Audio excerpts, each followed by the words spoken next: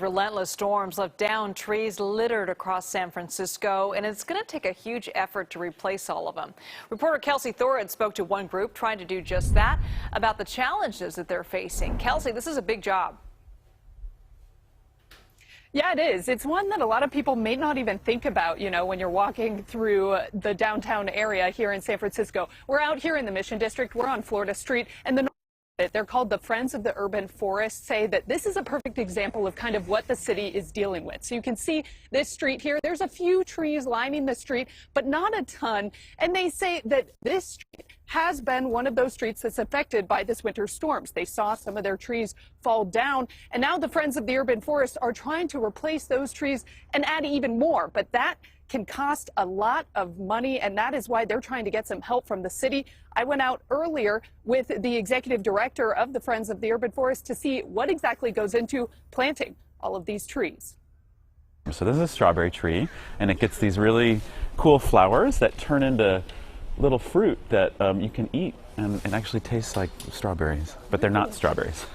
Brian Wiedenmeyer knows a lot about trees. He's the executive director of Friends of the Urban Forest. That's a nonprofit that plants and cares for thousands of trees across San Francisco every year. This is a purple leaf flowering plum.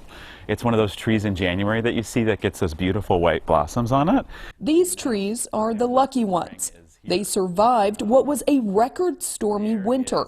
Unfortunately, Brian says hundreds of other trees in the city did not. We're waiting for some of the final numbers for Public Works, but several times more than just a normal regular year. And it's all due to the fact of those circumstances that I talked about: extreme drought, followed by heavy rain, and then high winds.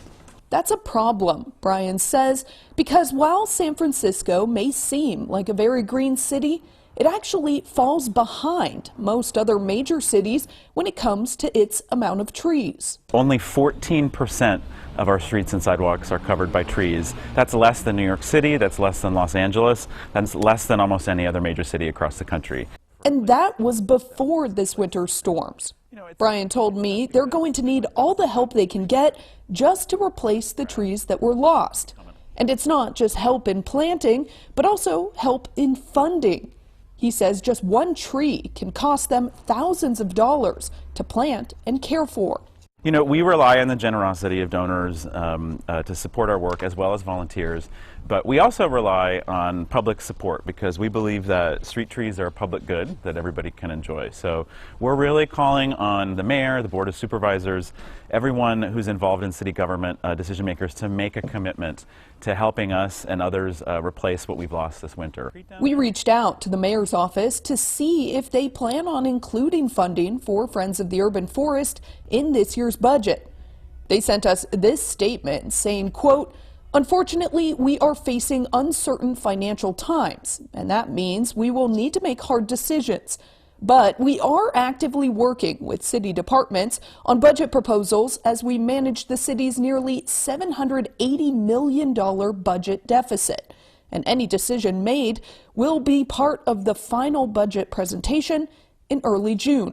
Brian told me he understands the city's budget deficit, but believes planting new trees, especially after the winter we had, should remain a priority. We really think with climate change, bringing more extreme weather to our city, it's a necessary investment in green infrastructure that's going to help us protect us for a hotter, drier, windier, wetter future. Whether or not they get that funding, Brian says Friends of the Urban Forest will continue to replace as many trees as they can afford. Kelsi, that seems like a lot of money just to plant trees. Did they explain why? Yeah, I know. I think that is something that's really surprising. You think of a tree maybe as just a kind of a one-time purchase, but the Friends of the Urban Forest say a lot more goes into that. This right here is an example of one of the trees that they have planted. So not only is it the cost of the tree, which can cost, hundreds up to $1,000 depending on, but then the Friends of the Urban Forest actually maintain these trees for 3 years after they are planted. That's to try and help them grow strong. There's a lot of different things that can go into this, with cars hitting the trees, that kind of thing. But if you're watching this and you're saying, oh, I really want to help, there are ways that you can. The Friends of the Urban Forest takes private donations. They also accept volunteers. So if you want to come out and plant a tree yourself, you can do that. Yeah, it was a great day for it today. It certainly looked beautiful out there.